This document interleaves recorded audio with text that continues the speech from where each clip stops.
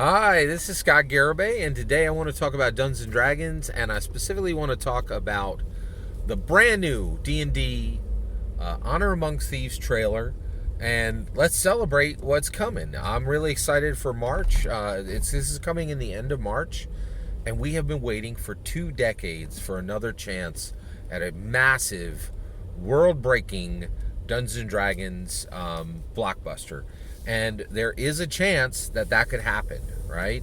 And I think I'm really hopeful, and the reason why is, one, I think I don't know if you know this, but actually last year there were only $2 billion two films that broke $1 billion, and it was Avatar, and actually Avatar didn't. It was just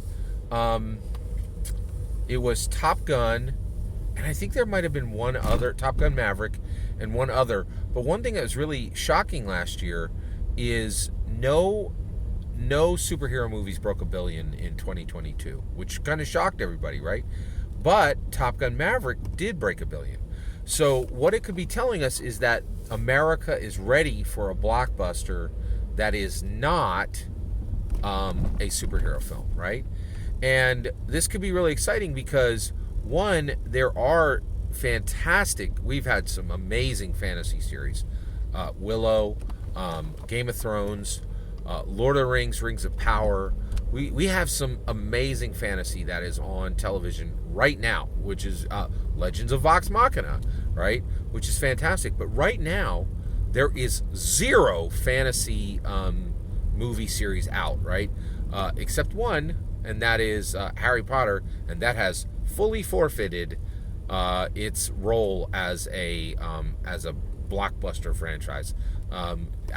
Jack All Nobody gave two craps about Fantastic Beasts. That thing was like, it did not do well, right? So there is a massive opening for an American fantasy blockbuster, which is really exciting. And so the new trailer dropped, and I wanted to talk about Justice Smith.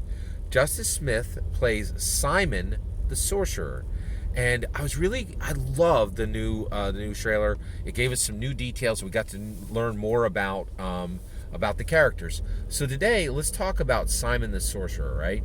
So he has this fantastic new scene in the trailer, and Simon the Sorcerer is the whole group is together, and they're in this like I think it looks almost like an underground dwarven forge area, right? But it's an old space, and they're doing some dungeon delving, right?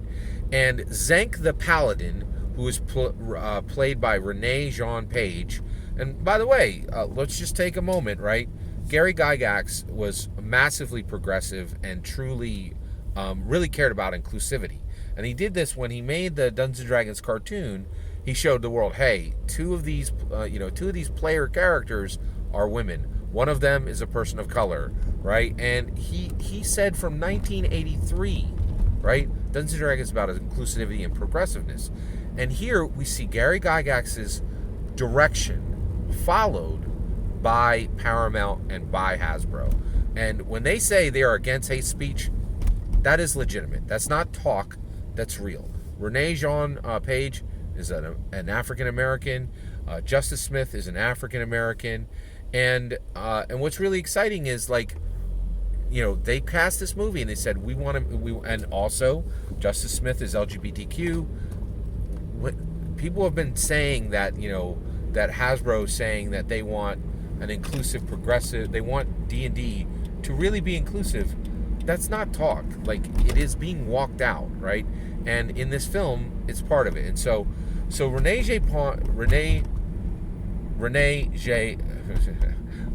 Jean Page, right? He's famous for Bridgerton. He is playing Zank the Paladin, and he stops and he tells everybody in the group. He says, "Listen, there's a triggering mechanism, and if you trigger it, we're all going to be under great threat from this terrible trap, right?"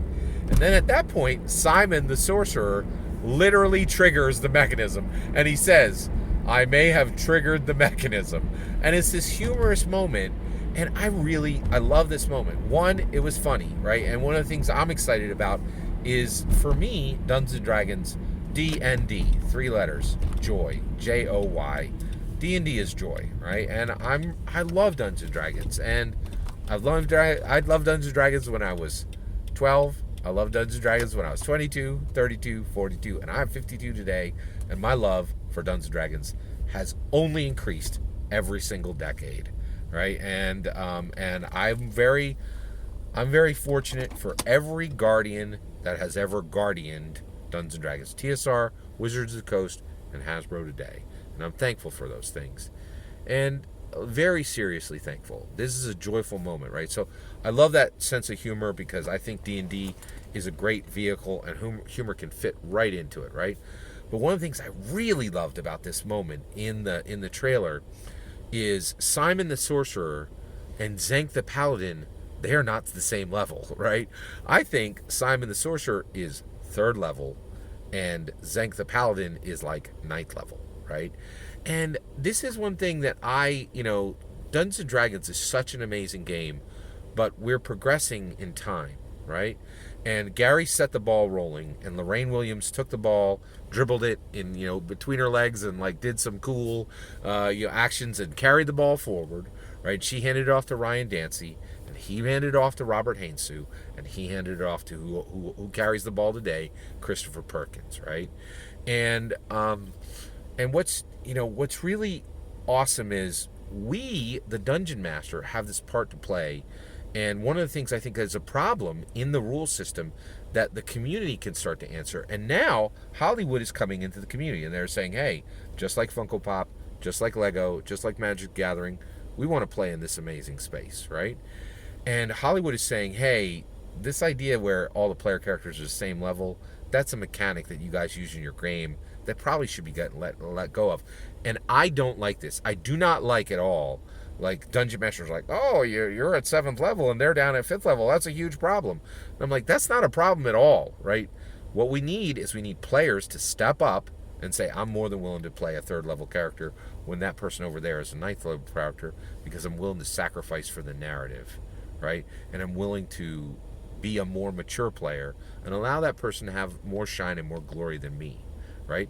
And so they're modeling this in the film. And I think, Simon the Sorcerer triggers the mechanism because he's not dope and awesome the way Zank the Paladin is because he's way less experienced, right?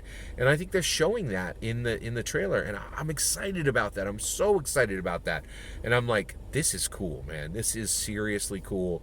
And I love this idea that, Hollywood has problems, right? But they're joining us. They're saying, hey, we want to be attached to the legacy of Dungeons and Dragons.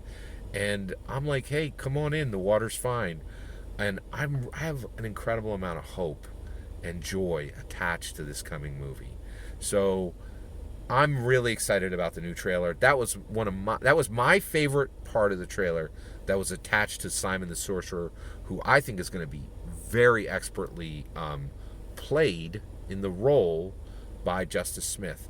And and I will say too, like Dungeons and Dragons is truly, I'm an evangelical Christian, right? And if you guys know, we in the history of evangelical Christianity and LGBTQ, sometimes there's a clash, right? But I read my Bible and Jesus is like, you love everybody, nobody gets exempted, right? And I'm really excited for Justice Smith as a person of color who's had to suffer. In this nation, we don't treat everybody equally. He carries the burden of being a person of color, and he carries the burden of being an LGBTQ. I'm looking forward to putting my dollars up as many times as I can to see this film and support him. And that opportunity is being brought to me by Dungeons and Dragons. And I really appreciate that. And Hasbro, I see what you're doing. You're walking the walk. You say that inclusivity and progression and progressiveness are part of the brand and are part of Dungeons & Dragons, and it's not just talk. It's actual walk. And I really love that you're giving an evangelical Christian an opportunity to go and support an LGBTQ, a person of color, and for me to like kind of break out of the stereotype of evangelical Christian, and that opportunity comes through Dungeons & Dragons. And I really wish the best to Justice Smith, and I really hope this is a massive catapult for him through his career. and that he can really be, that he can get some of the things that this nation hasn't given to him because he's a person of color, because he's LGBTQ. I want to be part of helping him to really achieve through this film. And I cannot wait to put as many dollars as I can possibly put up to see Dungeons and Dragons Honor Among Thieves as often as I can. All that is my humble opinion. I'm very eager to hear all of your humble opinions when you get in the comments and send your traffic. Please consider liking and subscribing, and have a wonderful millennium.